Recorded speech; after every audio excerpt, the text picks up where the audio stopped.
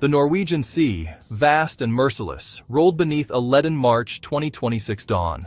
Freezing spray stung the faces of lookouts as gray waves heaved endlessly. Far overhead, a P-8 Poseidon maritime patrol aircraft sliced through wispy clouds, its AN/APY-10 radar and electro-optical sensors painting the sea in digital clarity. Inside the dimly lit cabin, operators froze as fresh tracks appeared on their consoles. Large surface contact, bearing 045, range 180 nautical miles. Signature matches Kirov-class nuclear battlecruiser. Heavy electronic emissions. Multiple smaller contacts in trail. It's the Admiral Nakhimov leading a task group, heading west-southwest at 24 knots. No one needed reminding what the Nakhimov represented. The 814-foot Leviathan, displacing nearly 28,000 tons full load, had emerged from Severodvinsk shipyard in 2023 after a decade-long refit costing billions. Gone were the old P-700 Granite launchers. In their place stood 48 UKSK vertical cells loaded with 3 M22 Zircon hypersonic cruise missiles. Traveling at Mach 8 to 9, these weapons could cover 600 to 1,000 kilometers in minutes, maneuvering violently in the terminal phase to defeat interceptors. The cruiser retained its formidable layered air defenses, Fort M and Panzer M CIWS, plus newer Parliament Redut systems. 2 Udaloy, 2 anti-submarine destroyers, and a Yasin M-class nuclear attack submarine completed the escort, forming a compact, high-threat formation probing NATO's northern flank. On the flag bridge of the Nakhimov, Captain First Rank Viktor Kuznetsov gripped the rail, his eyes fixed on the gray horizon. Orders from Northern Fleet Headquarters had arrived encrypted at 0400 Zulu. Conduct a freedom of navigation passage through international waters astride the Guk Gap, demonstrate presence and, well, test reactions. The message carried an unspoken subtext. Remind the West that Russia's hypersonic edge could hold American carrier groups at risk.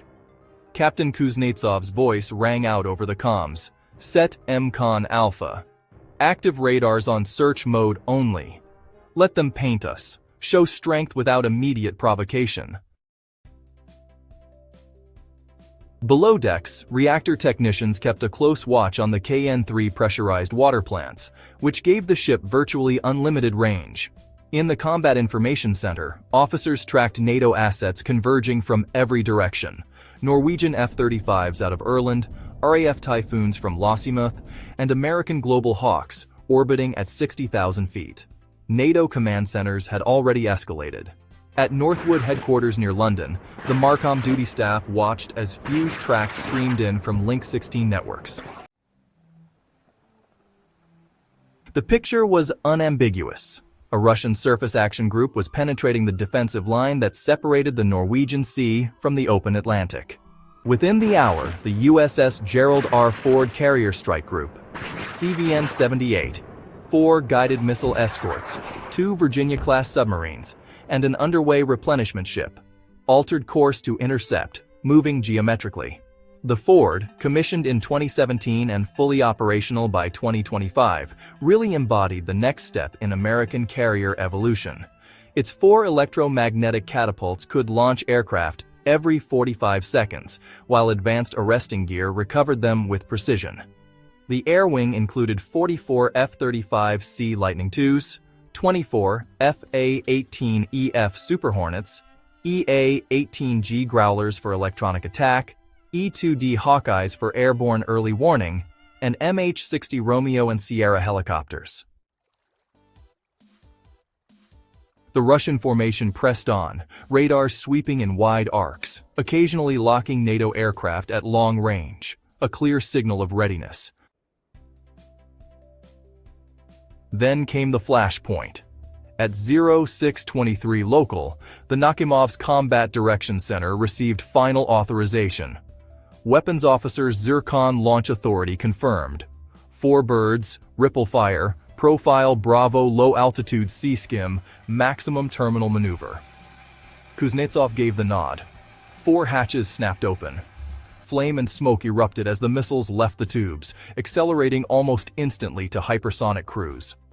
They climbed to 30 kilometers, then plunged back toward the sea, engines screaming, plasma sheaths glowing around their tungsten carbide noses. Estimated time of flight to the Ford Group, 110 seconds. Aboard the Ford, klaxons shattered the morning quiet. The Aegis Baseline 9 suites on USS Roosevelt and USS Thomas Hudner acquired the tracks within 4 seconds. Cooperative engagement capability fused sensor data from the entire strike group. Electronic support measures detected the Zircon's active seekers sweeping for the carrier. Rear Admiral Elena M. Ramirez. Engage with SM-6 Block IA. Vertical launch cells spat fire. 16 SM-6 missiles roared aloft. Dual-purpose weapons capable of terminal ballistic intercepts at ranges beyond 240 kilometers. The first pair climbed steeply, then reversed, slamming into the lead Zircon at 35 kilometers altitude. A brilliant flash marked kinetic destruction. Fragments tumbled harmlessly into the ocean. The second pair targeted the wingman. One missile missed as the Zircon executed a violent 20G pull-up. The second connected, turning the projectile into an expanding cloud of burning titanium and fuel. 2 Zircons remained, now skimming at 20 meters above the waves, jinking unpredictably. USS Lake Erie took the next shot, launching 4 more SM-6 in ripple.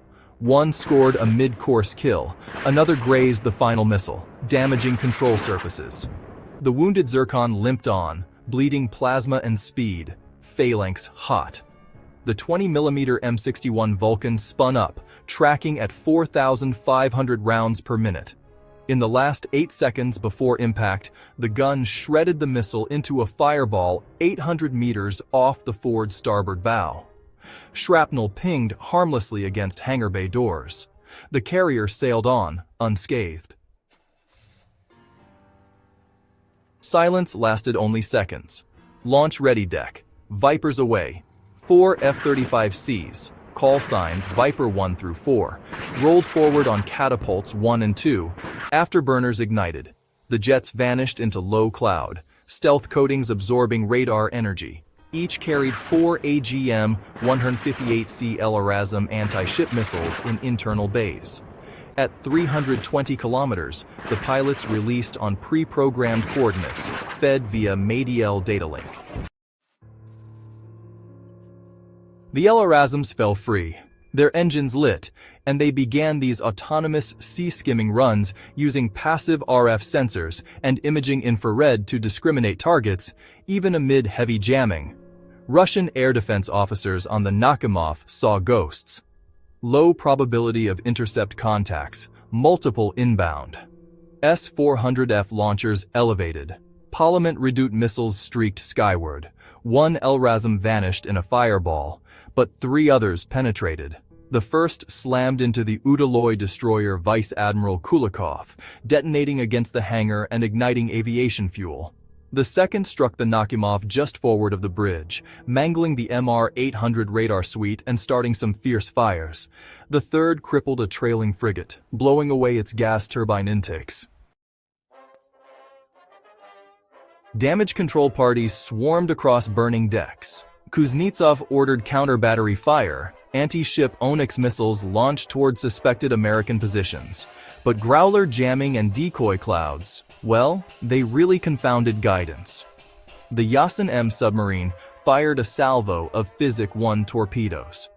MH-60 Romeos from the Ford dropped sonobuoys and Mark 54 lightweight torpedoes in response, forcing the sub deep and silent.